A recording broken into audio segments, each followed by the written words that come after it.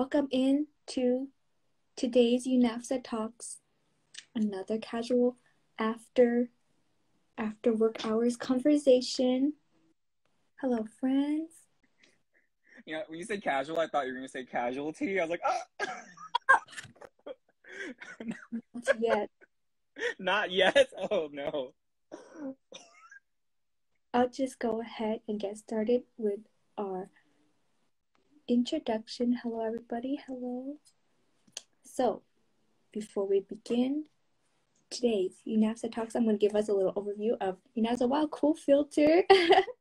So, Union of North American Vietnamese Student Associations, UNAVSA, is a 501c3 nonprofit, nonpartisan, community-based organization, and UNAVSA is dedicated to cultivating the next generation of leaders who will serve as stewards of the Vietnamese community. UNAVSA's mission is to empower the next generation of Vietnamese leaders with a passion for service, propensity for leadership, and self-awareness, with the intent of advocating for progress within the North American Vietnamese community. Before we begin, or next, I would like to introduce us into land acknowledgement. And with that, the settler colonial project is still alive and harming indigenous lands and peoples. As we continue our journey learning about the history and current process of colonization and displacement on this continent, we encourage you to educate yourself about the land which you're located and based on by visiting native-land.ca. Back to a little bit about UNAVSA. As a volunteer-led, volunteer-run organization, we rely on personal donations of our community members and organization partners to sustain our work. To support us and this event and other UNAVSA content, please make a donation at unavsa.org/donate. Okie dokie. Today's talk is a part of UNAVSA's talk series, and let me tell you a little bit about our series. So, what can our communities do to create a more just world? UNAVSA Talk Series will center our students, educators, activists, and organizers in the Vietnamese Student Association community. Our goal is to provide education on a range of issues and topics facing the diaspora today, including immigration justice, criminal legal system, education, political power, civil rights, identity, history, all that to create a more just world. UNAVSA Talks will have a rotating cast of hosts and content leads like us today, and towards the end of each conversation or throughout the conversation today, audience members can ask questions. I'm going to give you a little blurb about today's UNAVSA Talk, which is Undoing Punishment Culture Part 2. And this time we're going to be having discussions surrounding the following questions. So, what are some safety strategies and conflict resolution tools outside of punishment? And what resources and tools are available to our communities? And with that, I'm going to open it up. Let's have this conversation flowing. Yeah, thank you so much, Nicole. So we're going to skip intros today because I think so many of you know who we are already. But I just wanted to pose this question for everyone watching today. Just generally speaking, what is everyone's thoughts on like punishment? How do folks feel considering last time, or maybe if anything has changed since last time?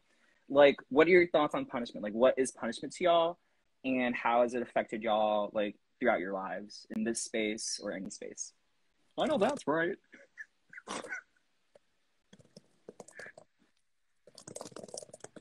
Nicole, do you want to share by any chance while folks like respond?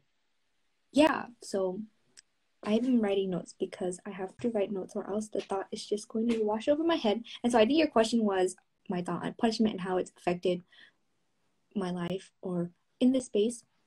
I see we have some comments. We need more rehabilitation. I do agree. I feel like for the longest time, my thought on punishment was like really, like traditional, like you do something bad and you're going to have a disciplinary consequence for it. But more recently, I've been really like trying to learn or like open my thoughts, my mind to alternatives on punishment, or reading more about how certain ways of punishment just aren't working out. And so it's been really eye-opening, and I hope that through these discussions and sharing my knowledge with my friends and like just putting my thoughts out there, people can like reflect on the way systems are right now and be like, wait, yeah, this is kind of not really working out. And together, I'm gonna change it up a little bit. What are your thoughts, Pong? Yeah, I totally feel that. So last week today, I was in an Airbnb and I went to go party with a friend, and then I came back, and by the time I came back at like 1 a.m., I realized that some of my belongings were gone from like my room. Like things were missing, which were like kind of like not super important. But like they were still important. So there was a book on abolition, and there were some Burt's Bees like lip balm, and then like an iPhone wall plug. And it was 1 a.m. I just came out from like hanging out with a friend, blitzed out of my mind, and I was just thinking, oh crap, what do I want right now? Because in the immediate, like I wanted like some form of revenge. I wanted to like get back. I wanted to figure out, who the hell stole my stuff. And it just took me a second to just calm down and just, really think like, oh, okay, what do I really need right now? So number one, I need my stuff back, or I want my stuff back. I want to make sure that no one else can enter my room in this Airbnb. And number three, sorry, I want to make sure that, no one else in this building gets their stuff stolen also. Because I still don't know who took my things. If I were to value that, my belongings would have cost like, I don't know, like $20 total. I also have the PDF of the book on my computer, so like it's all good. But yeah, I just had to like work through, because even as like an abolitionist, I was just working through like the feeling of immediate revenge, like needing like getting back at whoever stole my things. Because I really think about it, like I don't really want to send anyone to jail over like $20 worth of stuff. I don't want to send anyone to jail, period. Mm-hmm. But even if you're not an abolitionist, like, do you really want to like send someone to like a violent place over 20 freaking bucks, right? Mm-hmm. My answer is no. But yeah, it was just a lot of feelings I had to work through, and I had to figure out, what else did I need besides punishment. I needed safety. I needed comfort. Eventually, the Airbnb host just refunded all my money back. So that was $100 back to me. So that's really good. And then they were going to give me a discount for future trips to that house, which I will not be taking. Yeah. Wow. Sorry to hear that happen. But yeah, like in that moment, it is so natural for us to like kind of wish bad or wish revenge on the person who caused harm. I think, yeah, something that I've been thinking about more recently, now that I've learned about these concepts, when I think I mentioned this in the last time actually, when I think about like consequences, I like question my thought process, or like in the moment I would be really heated, or especially like really harmful or really big issues, like I'm listening to the news and like people who have killed other people, like it's really really challenging. But like having that thought process going, like I guess like challenging the innate desire to be like, yeah, this person deserves to go to jail anyway. It's really like, but then what would we be? How would we resolve this? Or like, what would be an equivalent? I don't know how to word this. But I think you know what I'm saying. Yeah, I think the question you're posing is actually asked a lot by like a lot of abolitionists. Like, even after the George Floyd, Breonna Taylor, and other murders of Black and brown people at the hands of police in the United States, that was a primary question, right? Like, what are we going to do with these killer cops? What is the punishment we're going to take? What is the method of accountability that we're going to take? What does it look like to make sure that they never ever do like what they did ever again? What you talked about right now just reminded me of, I think you're referring to Kyle Rittenhouse, is that right? Yeah. Yes. Yeah. Oh, sorry. There's nothing to get excited over. But yeah, that's like the primary dilemma. I felt it during the Derek Chauvin trial as well. Like, whether or not he was going to get convicted or sent to jail, there was like, it was a lose-lose situation because, okay, number one, if he is like seen as guilty by the state and is convicted to jail, let's really think about what we're doing. We are sending someone who has done something terrible into another institution that is filled with violence, that is filled with just content warning, rape. Prisons are rapists, as mutual aid and anarchist organizer Dean Spade argues a lot. Separating him from his family, right? What portion of that provides healing for... Oh, actually, no, I'm assuming too much. We first need to assess like what the survivor or the victim's families desire. So if I were to draw a parallel to the Rittenhouse case, no, if we were to send this white man to jail, prison or whatever, well, number one, this legitimizes like criminal legal systems, which I and others argue are not legitimate. They are sites and institutions of violence. Having to put someone through like a legal process. I don't know if you've ever been jury duty or have been to court before, but just sitting through it and seeing like both the defendant and like the prosecuting side, like it's such a like freaking terrible place to just sit and just like watch. Like, oh, one side is just like fighting for their life not to enter this violent institution, and the other side is just intensely like working to like send that person to prison.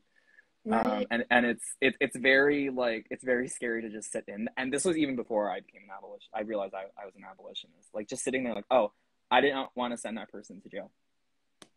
Like, I knew in the back of my mind I did not want to be part of this. Whereas if these people who have done murder or other forms of violence and harm are found not guilty, in a way it's legitimating their violence, right? In a way, it's saying that, okay, these white nationalists, these white supremacists can get away with what they're doing.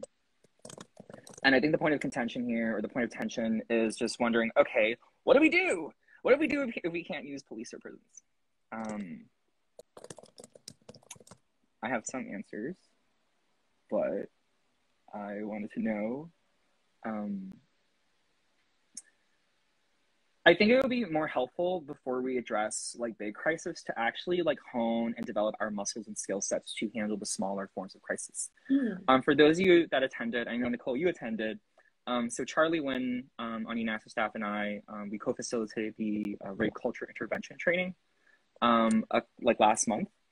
And part of that exercise, which was based off of the Hope Praxis Collective, which is an abolitionist group that supports survivors that works to dismantle rape culture. One of the activities that they told us about was to handle the lower level crises and harms first, because that is like the most like quote unquote manageable, right? To handle the lower level things, like maybe an argument, or maybe someone says like an oppressive joke, before we do those bigger escalatory things. Such as murder, such as like rape, prolonged abuse, etc. And I guess I wanted to pose this to you, like, so I know that you have an understanding of like the lower level harms. So I was just wondering, like, I don't know, for like a disagreement, or if there's like someone's bullying someone, like how would you handle that in a way that doesn't incorporate punishment? Really, really good question. Oh my gosh. I need a second. I'll let audience members think about it too if y'all have ideas. Oh my gosh, I almost feel like low-key ashamed for not having an answer outright or like right away.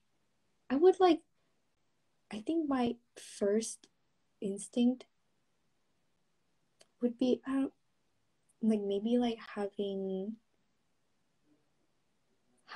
the person who is bullying, like maybe try to have them understand what kind of harm they're doing and like see why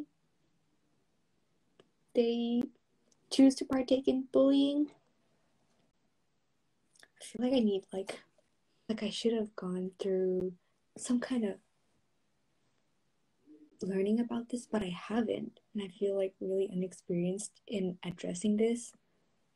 I would love to learn more, or like how I really would go about that, or how someone else would go about that. I would be really interested to know. Thank you for this question. Yeah, no problem. And for those of you watching on IG Live and later in the YouTube comments, feel free to answer and respond or interact and engage with us in any way you can in the comments section below. So the question that we posed to each other here was, how would folks respond to these lower level harms like bullying or oppressive jokes? I also wanted to plug really quick that now that you brought up like also oppressive jokes, I think I would question them and be like, oh, why do you think this is funny? Or what do you mean by that joke? So it gives them a second to be like, reflect on what they said, and then maybe that would be like an opening or an opportunity for us to like let them know it's not that funny, even though I know there are people out there who would be like, please, or like, it's just a joke, but like we shouldn't let that slide. Those are some of my thoughts. Yeah, I agree with you. I think that, it needs to be addressed somehow, right? It needs to be communicated to the person that did that, terrible, I don't know, like calling someone the F word, the B word, the C word, to just really talk to them and say, hey there, friend, that is not okay. You hurt this person's feelings or my feelings in this way. And this is a very robotic response, so I apologize for it. And just getting them to understand, like, this is not okay. Please don't do it again. And this is why, like, abolitionist practice, like transformative justice, is so critical. Because part of like transformative justice or TJ, it requires relationship building. Because as other practitioners would argue, like the core elements of safety, it requires like relationship and trust.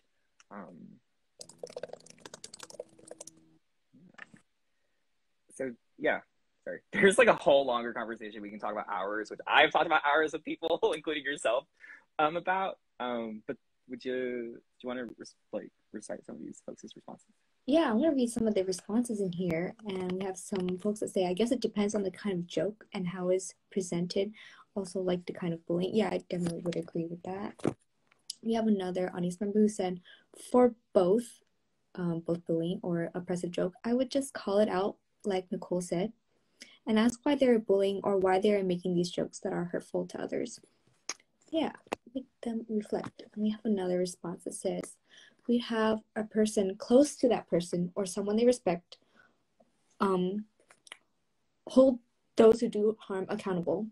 That's a really good idea. And they should apologize to those who harmed, but apologies should require consent from both sides.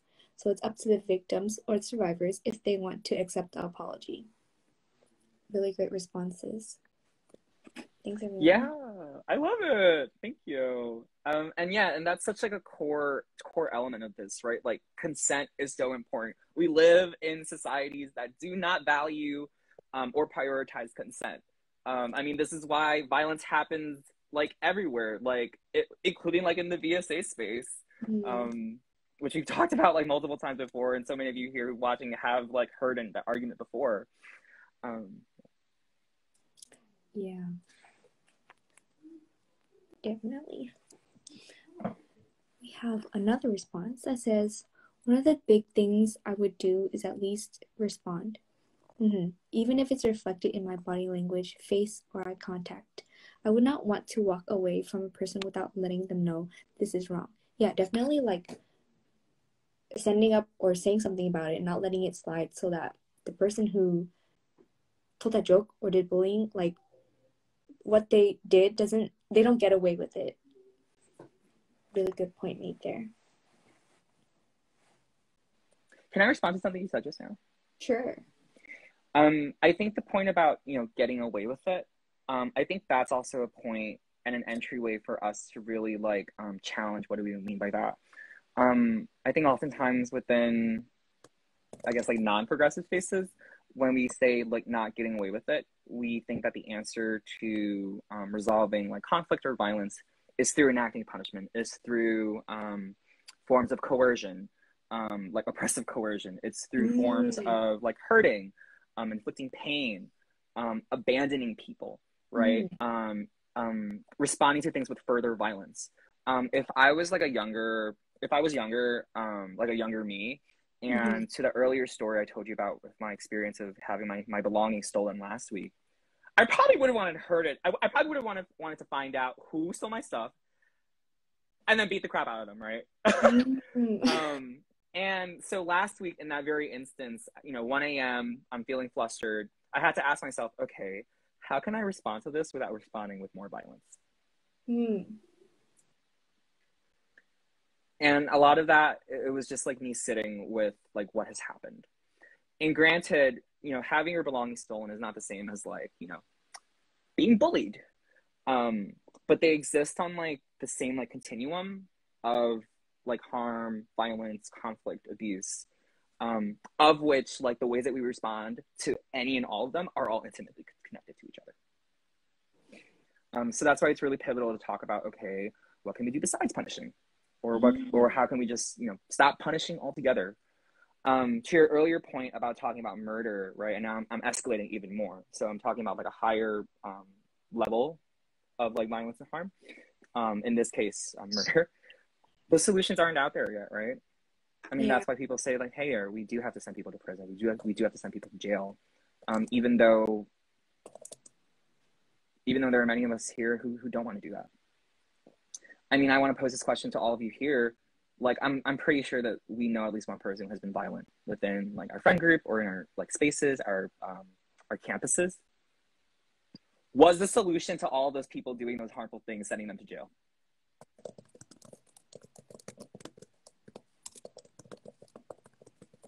Sending them to prison? Like, was that the solution? I imagine some of you might say yes, which is totally fine. But I also imagine that some of you are struggling that and saying, maybe I'm unsure or no.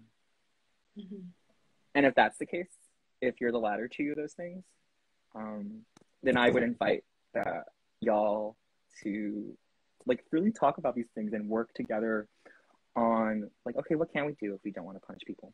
What can we do if we don't want to send someone to jail? What can we do if we don't want to send someone to the police or to criminal legal systems or to court, right? I mean, I don't want to send the person that stole my things because I don't know who they are. I don't want to send them to jail or anything. I just want my things back. I just wanted to make sure that I wouldn't be invaded, like again, in my room. And I want to make sure that no one else gets their stuff stolen again. Because I really thought about it. That person probably needed the book on abolition more than I do. That person probably needed the chapstick more than I did. I mean, look at it. I could read this comment in the chat, and it asks, are boundaries a punishment? Like, I would also say I'm not cool with you saying that around me. Oh, I'm sorry, I just lost the chat. Okay. Oh no, I lost it. I'm gonna reread it. I pinned it to the bottom. Okay. Here we go. Are boundaries a punishment? Like, I would also say I'm not cool with you saying that around me. Or let's not talk about this further. I feel that depending on the fragility of the receiving person's, I think this person said ego. Yeah, ego, it could come off as violent. Ego could come off as violent. And then another person responded, I don't think boundaries are a punishment because they are set up by the survivor. Can I respond? Yeah, of course. Yeah, so person who I pinned the comment, yeah, I actually agree with the person that responded to you. I don't think boundaries are punishment either, partially because they are set up by the survivor. I would extend that even further, that boundaries can also be set up by communities, right? Oftentimes within student spaces, you have like community guidelines before you enter like a club room, or like a general meeting, right? Mm-hmm. Or a Zoom webinar. There are community agreements from the beginning that say, okay, here's what we are allowing in this space and allowing to proliferate in this space, and here's what we're not going to be comfortable with. And I would argue that it's not necessarily a punishment because the intention there is to provide safety. And sorry, to go nuanced a little bit, it actually really depends on the person that's like talking about. Oh, sorry, I just confused that with like banishing. never mind. Forget for that part. But yeah, I don't think boundaries are a punishment. Now, if the boundary is like, I mean, I've never heard this. But if the boundary is like, okay, if you say something to me, I will punch you in the face. Like that's not exactly a boundary per se. Mm-hmm. And I'm not saying that that's ever been a boundary that's been expressed in the space, but like I'm just trying to think, okay, when have boundaries been weaponized? Actually, there are some cases I would imagine where if someone needs something or someone's definition of safety, and this is connected to that feeling of revenge, right? That revenge Mm-hmm. impulse that we talked about earlier and last time and in other spaces and UNAVSA. I want to inflict pain on the person. Like if that is the case, right? Like that's a punishment. If that is the boundary, then that is the punishment. Yeah, really interesting thoughts.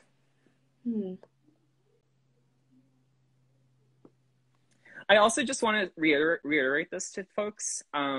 We are in like no way like excusing violent behavior or oppressive behavior. We really just want to challenge like our notions of what accountability is, of what justice is, and as someone wrote here, humanizing people, bringing up root causes, holding folks with compassion, and discussing what accountability can look like. That just is like I have like the concern, like the really, really drastic, really terrible harm. And then there are also like these smaller or like more subtle actions of harm that we can see. So I definitely agree and resonate how you mentioned, like, we are not excusing violent behavior. And again, we are like trying to unlearn or uncover and realize how we might be causing harm, like subtly or unknowingly. Yes, that's why we are here. We have a comment that says boundaries are healthy, necessary, protective, and a way to reduce the likelihood of harm. Definitely agree. Thank you. I also wanted to share that, you don't have to be a survivor or a victim of violence to express boundaries to others. Like boundaries, said it really well. Boundaries are healthy, necessary, and protective. They're a way of just like making sure someone doesn't like hurt us. I think another question that we should actually pose to each other is like, okay, what happens when a boundary is crossed? Which we didn't get to answer last time. Oh, someone said they love us. Oh, that's so sweet of them. Love you too. I guess I love you too.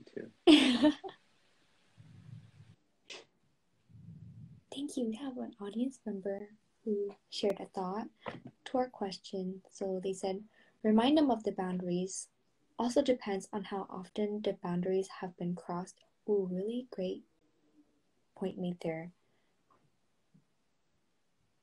about how often boundaries have been crossed. I agree that it definitely needs to be like addressed right from the get-go so that it doesn't happen again. But then a challenge there, how often those boundaries have been crossed. I'm trying to think that out. Yeah, and someone also wrote, if it's been broken multiple times, I think it would be grounds to have a deeper discussion. I also want to provide another option, because I've had some friendships where boundaries have been broken multiple times. At a certain point, it is okay to like end the relationship there. Ending the relationship there, I would not classify that as like a punishment on to either party, although it can be interpreted that way. In this case, you are prioritizing your safety, your well-being, your mental health, by like identifying that, oh, hey, friend, you've broken my boundary multiple times. I do not think that we can continue this anymore. And until you change that behavior, or maybe I don't ever want to continue this relationship ever again, then we're going to have to, unfortunately, like end our relationship at this point. Of course, there are other disagreements to that, which I also have. Like a lot of conflicting feelings. Like I have a lot of conflicting feelings. Like, that is a lot of what abolition and like transformative justice, and even healing, and what even healing is, and even so I'm not a survivor myself, but like even survivorhood is like, it could be a lot of contradictory feelings. Because again, right, the immediacy of revenge is a totally real thing, that deserves like observation and analysis.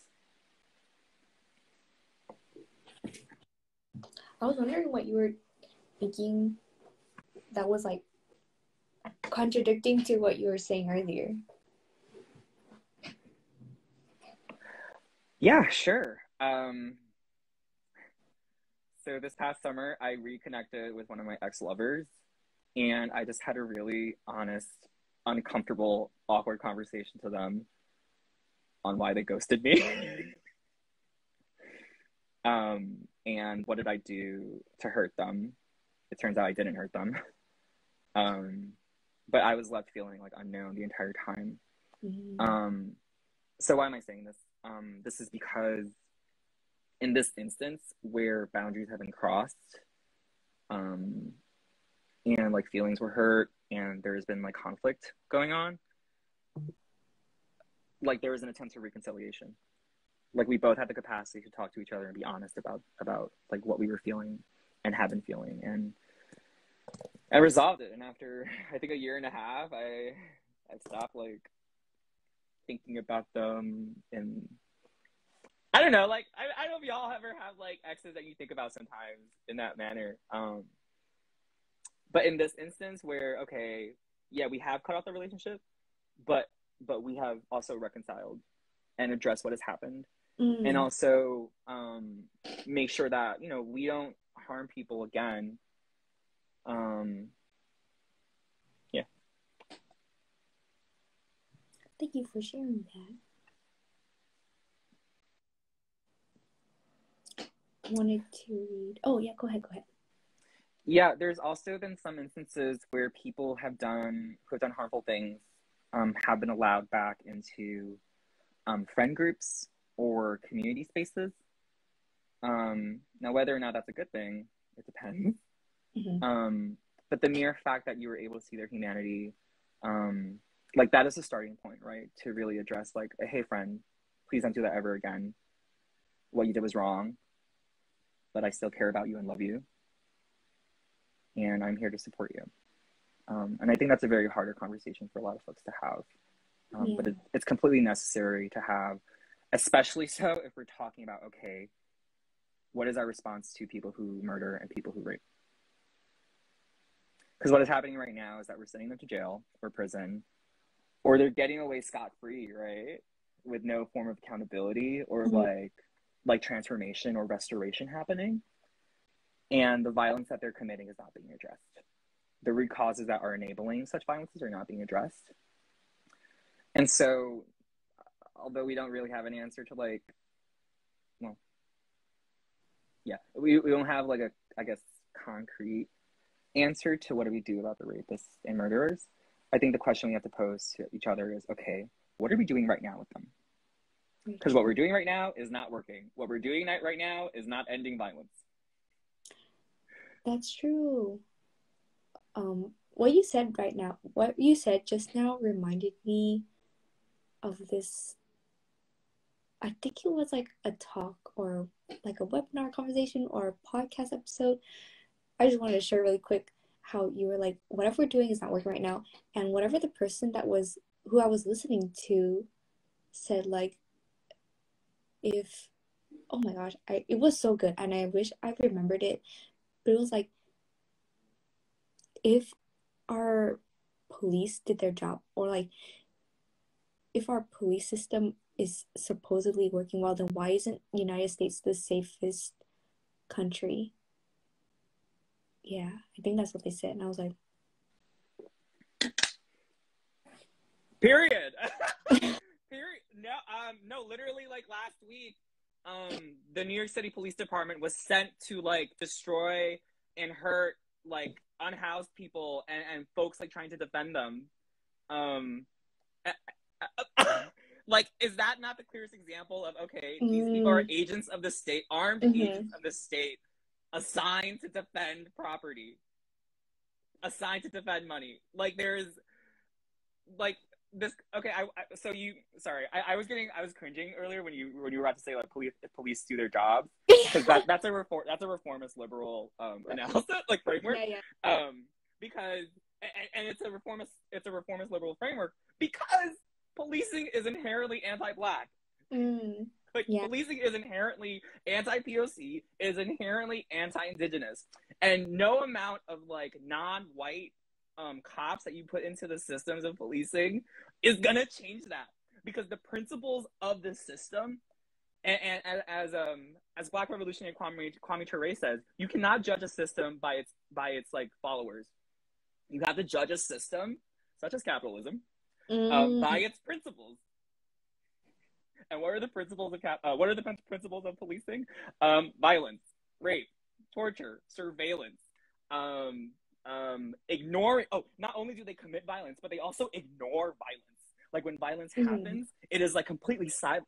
If someone puts in a report, right, if they were been harmed, or if their things have been stolen, a lot of times it's an action. Like, inaction is their response. Like, okay, you filed a police report. That is it. Safety is not the priority. Yeah, sorry. Yeah, just plugging in real quick. Like, sometimes when they're not taking that action, it's like kind of causing more harm, or like it's like harm. How do I say this? Like, harm for not helping or like assisting the person in that situation. Like, you're letting that person continue to be harmed, like ignoring their needs. Sorry, back to what you were saying.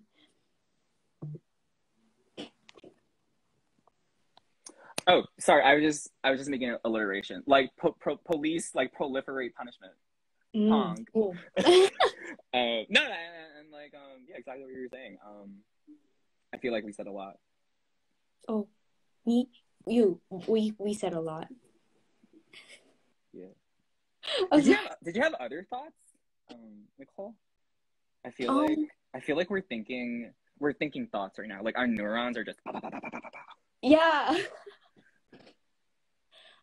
I do. I'm gonna go back to my notes. I was taking some notes. Actually, I'm gonna first read some of the things our audience member said. We have someone who said, the system will never indict itself, and even if they did, we would not have safety and security for all. We would be perpetuating more harm. Yeah, I mean, I'll just be honest about this, because I'm sure some of you watching witnessed it. Like, during the Derek Chauvin case, there were some people on UNAVSA staff that were, like, praising the guilty conviction or whatever, and I was just like, yeah, I responded very angry to some of y'all. Yeah, I mean, that's exactly it. That's exactly why. Like, there is no, like, earlier what we were saying about Kyle Rittenhouse, like, whether it's, like, guilty or not guilty, or this person is sent to jail or not sent to jail, like, there is a shitstorm that we have to deal with afterwards. Yeah. We would not have safety and security for all. We would be perpetuating more harm. No, that's exactly it. If we were to determine that these people were guilty. Oh wait, we don't need to go through entire court. Okay, sorry. This is another thing. This is deeply connected to, like, the work regarding Title IX and to support survivors. So something that we were taught by a survivor support organization was that to be survivor-centric, you just have to believe the survivors. Believe that what happened to survivors. That's it. It is that simple. Well, it's not that simple, but like that's like the core thing. And so if that's the case, if that is the case, to be survivor-centric, we have to believe survivors. We don't need to go through an entire fucking court trial or whatever to determine that violence has occurred, to determine that harm has occurred, to determine that someone has done something terrible. So all this cases, all this court trial, even the R. Kelly stuff, all of that is a gigantic spectacle. It is a form of perverse, sadistic entertainment for us to view. When what we really should be doing is attending to the survivors, attending to the family of the victims, and making sure that this person does not repeat the harm again. And I know it sounds very simplified, but I don't need to go through that entire like investigation or whatever to determine what has happened. Because we have footage of it. It is on Facebook. It is on YouTube. Like, it was on Twitter. Right. Oh, I totally agree. Because, like, those systems are so, like, re-traumatizing for the survivors. And it's like, it is very un-survivor-centered, as we have established. Yeah, and I saw a Twitter thread. It was like there were witnesses in Kenosha. There were street medics who avoided going to the trial because they know if they were to speak at the trial, they would be targeted by white supremacists. They would be targeted by Rittenhouse's like followers. They would be targeted by that police sheriff in Texas that made like a GoFundMe for him. Like, so again, this is a spectacle. This is a show. There is no reason to. I mean, yeah. That's what I think. There's no reason to go through this. We already know what he did. We need to figure out a system that makes sure that this white nationalist, white supremacist behavior does not continue. And you know what? I will say this. I think that's what a lot of people are like worried about because the systems don't exist yet. And some people do not or have not like been provided the space to explore and experiment with these things. And because I've been asked, okay, like regarding anti-Asian violence, okay, Pong, if you don't want to rely on the police, what are you going to do to all the Asian people that are being harmed in this year?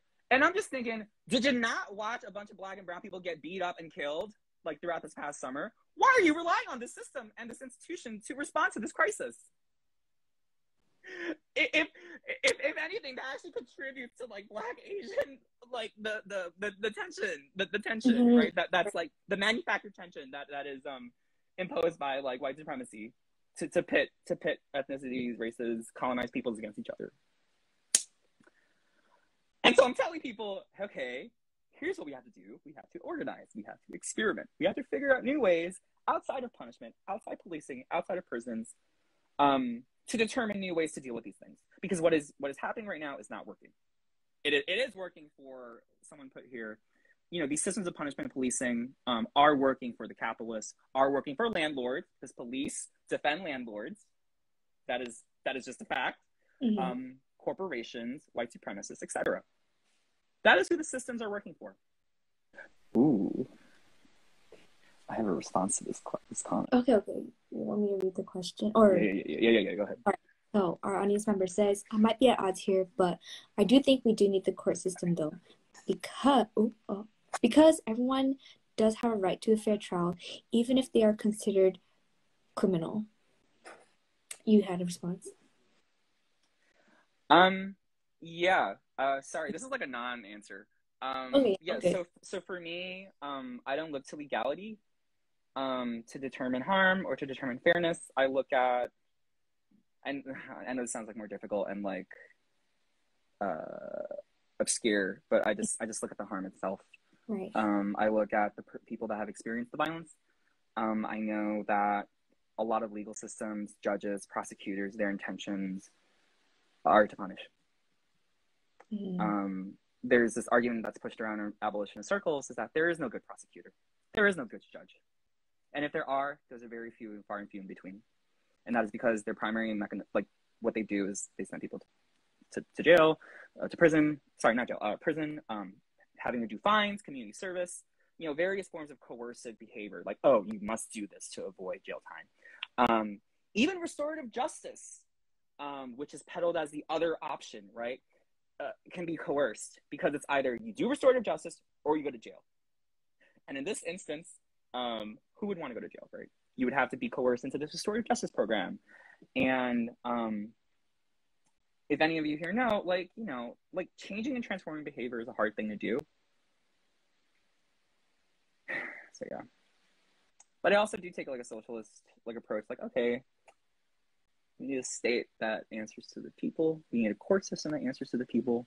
So I'm not entirely anarchistic in that way. Although I do organize with anarchists. and they just say fuck the system in general. Which I generally do agree, but I have some like specific nuances regarding that. Like, it would be cool if like the system, you know, isn't highly biased to white people, men, and the rich, right? I think that would be great, and I'm willing to work towards that. Yes. And I know others here in this call, I know you yourself are also willing to work towards like what that will could look like. So yeah. Just affirming everyone's saying. I'm not like disagreeing or like shutting folks down. Yeah. Thank you for that. That was really great. I'm going to go ahead and read some of the other comments as well. And this person says, the current court system is highly biased towards whites, men, and the rich. Just look at Rittenhouse trials right now. Yeah. Honestly, when I listened to Up First every morning, and they were talking about the trials, and I was like, man, he's only getting this because he's white. And if he wasn't, like, he might just be not even alive. So, like, that already is like, so thank you, audience member, for that comment. And we have another comment that said, survivor-centric practices help with healing. Agreed. And I hope every VSA reviews/interrogates their current policies and ask themselves how they center survivors in these frameworks. Thank you. We have another comment that says we need to reevaluate the system on which we have this court system. Yes. Legality does not equal fairness. Ooh, another great comment. I'm sorry, I'm just like going on a comment. All good though. They are all cops, essentially just varying practice of types of cops. Yes. The system. If you are a prosecutor, police officer, judge, etc., you are contributing to the violence and the carceral system. So connected to the earlier point about interrogating policies within like VSA spaces. Okay, so we've agreed that not just the cops are cops, right? There are other agencies that are cops as well. And let's expand this even further. There are also other like institutions and occupations that internalize and behave in cop-like ways. One of them is actually like our student spaces. Because if you identify and just like look through like policies regarding like harm, investigating violence, a lot of times it's generalized to like just content warning, sexual assault, sexual harassment, right? It tends to mirror, and I don't know if this was intentionally or unintentionally, it mirrors carcerality, right? It mirrors forms of punishment. We've argued last time about zero tolerance. For those of you that didn't watch last time, you know, I articulated this and I've written about this as well, and other people have written about this as well. Zero tolerance policies are anti-Black. They are oppressive. They are policing because they are derived from policing structures from the K-12 system in the United States. So call it something zero tolerance. If you are not careful and if you do not articulate it very well, you are literally like being cops. Sorry. So that's all to say that like we tend to embody like policing behaviors within. This includes a zero tolerance, like broken windows style of policing, where we try to address harm, but like especially the lower level harms through banishment, through abandonment, through identifying that this person is a threat, even though they did something that is considered low level, and providing like no pathway for restoration or transformation. It also means that putting a survivor/victim through an interrogating, traumatizing, questioning process to prove that harm happened to them. That is another form of policing, because that is exactly what happens in police and courts. You put the survivor to prove that harm happened to them. You put the burden of proof on the survivor to prove that they have experienced violence. So those are two ways that policing is embodied within the VSA space, to both survivors and to people that have done harm. Yeah, I think you bring up a really, really good and really interesting point there. I feel just like kind of, I guess, a building thought, assuming that maybe like alternatives haven't, like the seed about the idea of these alternatives have not yet been planted within like these more local VSA spaces. Maybe, I don't really like know for sure, but maybe it might be because they just came to college, or like they're really new to the org, and I think they have yet to learn or like have these concepts introduced to them, maybe. But that's just a thought, and I hope like through these conversations, or like through our conversations, through this recording, we can share it and they will be able to access it, read it, and then they will be able to reflect and take the time to like really thoroughly think about the policies that they currently have, and redoing it to be more survivor centered and whatnot. Can I respond to you real quick? Yeah. So I, for the most part, I agree with you, but I also, part of me like disagrees with you because just frankly, we do not know every VSA organization in North America. We don't know like who is out there, what type of like policies or even like their politic and their analysis of the world. So I don't want to assume that anyone, you know, hasn't had the conversations we had, because I've been pleasantly surprised by the amount of members who have been having these conversations, have been like questioning harmful systems, like capitalism, like policing, like prisons, like white supremacy, like settler colonialism, imperialism, etc. So I know y'all are out there, and so, you know, just don't want to presume, don't make any assumptions on that. I also want to say, and I think this comment, if you can read it next, actually touches upon it, is that like our school, like, so student orgs are nestled within colleges. Colleges have a rigid set of rules which they need to abide by from the government. They also collude with like policing. Like when there are student strikes, which I'm sure many of you have heard, seen throughout your life, when there are student strikes, police are called, right? The university security is called, the peace office or whatever, school safety agents are called to respond, to beat people up, to hose people down. I'm conflating all that together, but sorry, so apologies. But so even in this instance, like police are called to defend property, a building, right? The college. And that's also reflected in the policies. Like you have to abide by whatever the hell Title is going on with Title IX, which changes all the time. You have to abide by those systems. And just frankly, they're very rigid. Like you're not going to do, and sorry, not to be a downer, but you're not going to do like transformative justice or restorative justice within a college setting through the institution, because the institutions are not designed that way. Colleges and universities are neoliberal institutions that are designed to teach you, to train you to make capital, to make money. They're designed to inhibit your creativity. And there has been tons of scholarship from the university on this. Like academics have written on this. Just wanted to say that. Oh, I also want to agree that I don't think all laws are bad per se. Because sometimes some laws are based off of like, some laws are based off morality. But there's a long conversation around legality, which I hope folks are interested in.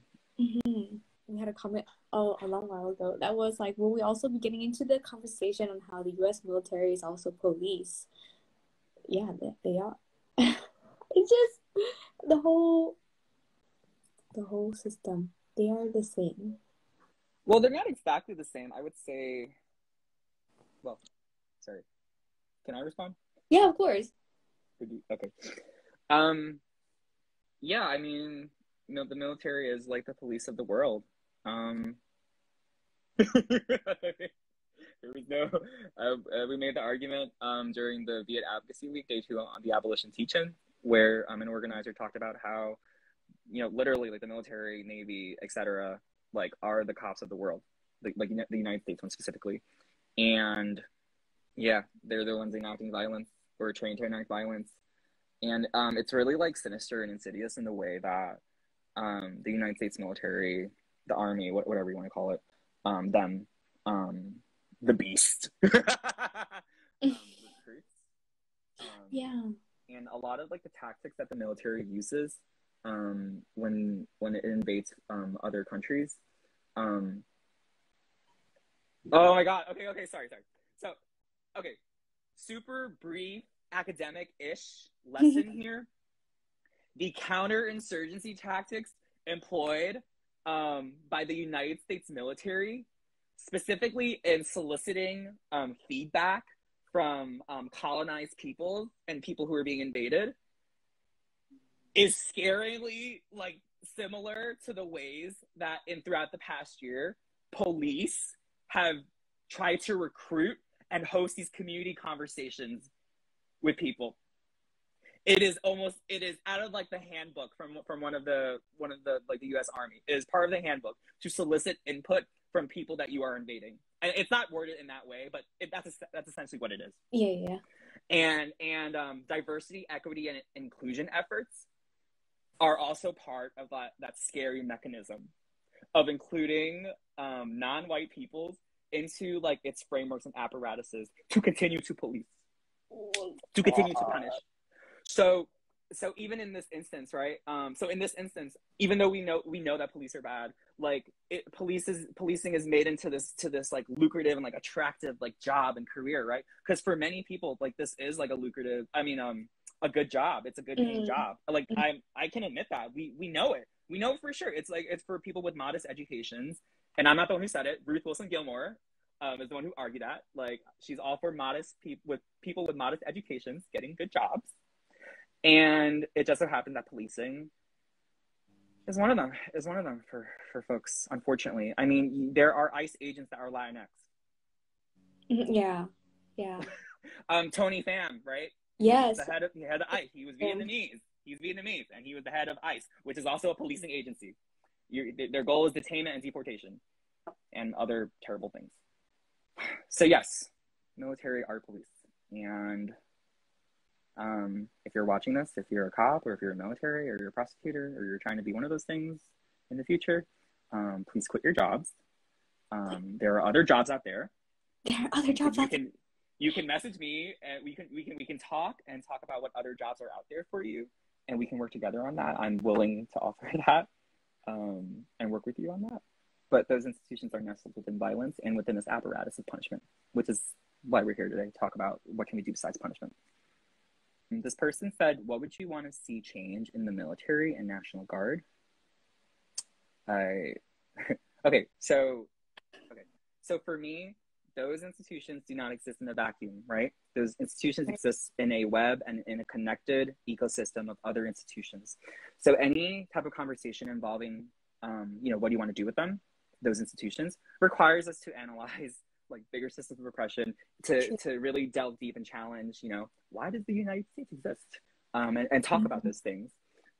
Because, the world that I want doesn't have those things. The world that I want doesn't have like the military, the National Guard, police, prisons. The world that I want doesn't have violence. And I know it's a harder conversation to have and harder things to talk about because, we kind of want to answer, right? We kind of want like a full-fledged plan, detailed review report of like, okay, what do you do without these institutions? Yeah. I want whatever money that's spent to those institutions to be placed in other things. Like there are people who are like houseless. There are people who are poor, who are destitute. There are billionaires running around like, I don't know, doing rocket ships or whatever. Yeah. People are dying. Yeah. I think that money would be better spent to do generative, life-affirming things.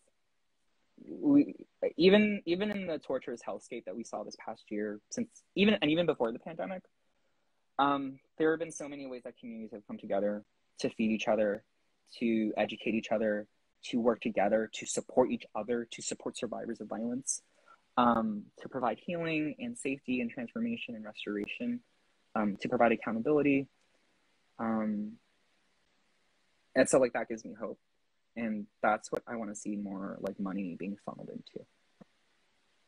Education. Yeah. I think you put all that so well. Really appreciate you for that, because my initial thought was like, I want those institutions, or I want those groups just to be gone. But like I couldn't like articulate quickly or well enough like why I want them to be gone. But I think you put it really well, so thank you for that. Yeah, I see the comments popping off, and I just want to say, like, you know, we might not have an answer for all these things tonight, and that's okay. You know, we can live with non-answers, right? Because if all it took was like a quick workshop to dismantle like things like white supremacy, then we would have been over. We would have been done by now, right? So, yeah. What? I'm so sad. I think the comments stopped showing up for me, so that's why I couldn't read them. Yeah, screenshot them for me. Yeah, of course. So yeah, we have like 5 minutes left together. How do folks want to spend that time? Oh yeah. Hopefully, like, let us know any questions. Not the police. I think you would be. I'm sorry. No. I think if there are any questions come up though, like you would have to read them, because like no comments are coming through for me. It's hangout time. Yeah, there's some discourse on imperialism and war, which is totally valid, and we need to have more like discussion over. Which unfortunately, the comment section might not be the best place for it. But if folks are interested, you can just like DM the UNAVSA page so that we know that there's like an audience out there that does want to talk about these things. And maybe with the civic engagement and other parts of the organization, committees within the organization, we can host these spaces in the future, maybe on a Zoom call or Google Meet, so we can just hear each other and like establish guidelines. Because I don't know, sometimes I'm on like a Twitter thread or like in a group chat, and like things pop off and like we curse each other out because we haven't established guidelines or there's no like sense of community like in the threads, so things can get harmful. And if we're serious about like creating a safer world and creating a world against punishment, then we need to create these spaces to have like these hard conversations. So if folks are interested, please message us, message the UNAVSA page. We will upload this video later on YouTube. I will actually be editing it right now, like after we end this call. There is a live stream on our Facebook page hosted by the UNAVSA 17 conference staff, which folks are like welcome to join and watch as well. Really hopeful this year, and yeah. Thank you everybody for coming through. Thank you for all of your comments. Thanks for joining us like within the discussion. We hope that you'll be available and down to join us for our future conversations and spaces. Oh, I want to shout out. I want to shout out a VSA that I attended a workshop last year. So to your earlier point where Nicole, you said that some schools might not be doing like having these conversations. Actually, there was like one school in UNAVSA, I think it was NC State. They were talking about consent, and that was like one of the first like VSAs like events that I saw online. That wait, they're dedicating an hour and a half to talk about like what consent is and how to support people who are experiencing harassment and other forms of like violence, like rape. And I was like, oh shit. I wish I had this when I was in VSA, like in college. So, again, hopeful for the future. Hopeful for everyone here. Yeah, so glad to hear like that you were like pleasantly surprised by those conversations. I'm hopeful as well. Yeah. Good work, everybody. Keep it up. Y'all are doing great. We see you. Yeah, thank you for the affirmations. I'm just gonna read through these and screenshot these so Nicole and I can review them later. We really appreciate y'all making time for tonight. Yes, please do screenshot them. Thank you. I'm so sad I can't read them. It's okay. I will see them shortly. Did you click the screen? Like click you? Nothing's popped up? It like Oh.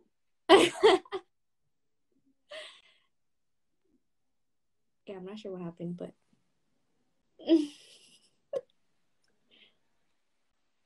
oh my god. Party. How are the comments doing? I think, yeah, we're just... Someone said MA all day. Someone said, thanks for all the conversations. Thank you all. Someone said my name. I don't know why they said that. Someone said, thank you for both for this. Thank y'all for hosting and facilitating. Someone said, I wish I had more time to talk about this. And then another person responded, we can follow up as what Pong has said, which I do invite y'all to message us and let us know so that we don't host like an event and like no one shows up. I hate that. I hate that. Oh. Such kind comments. Thank you, everybody. Any final words? There's 8 people watching right now. Wow. Yeah. We're not even doing anything. Yeah. The number is not changing for me as well. But what does it say for you? It says 12. I think it's just like frozen in a time earlier in the live stream. Imagine no one's watching. Yeah. I guess random thought. I know you were like sharing that podcast called Millennials Killing Capitalism. So I like visit it sometimes to listen to some of their podcasts. So if anybody is still on call and interested in that podcast, check it out. Oh, someone asked us follow up as in conversing with you one-on-one or in another live stream. Yeah, you can just message the UNAVSA like DM. And we'll be more attentive and like responding, and also just see like who is interested in having these conversations. I think militarism is actually a very important topic to talk about, because it's deeply connected to tonight's topic as well. Right, everybody. It is time, and we're so grateful you all came through. We hope to see you again in our next UNAVSA talks. And did you have any last words you want to say, Pong? Yeah, organize your peoples, organize your peoples, organize your peoples. As Kwame Ture said. Okay. Thank you. Thank you, everybody. We'll catch y'all next time. Good night. Bye. Good night. Bye.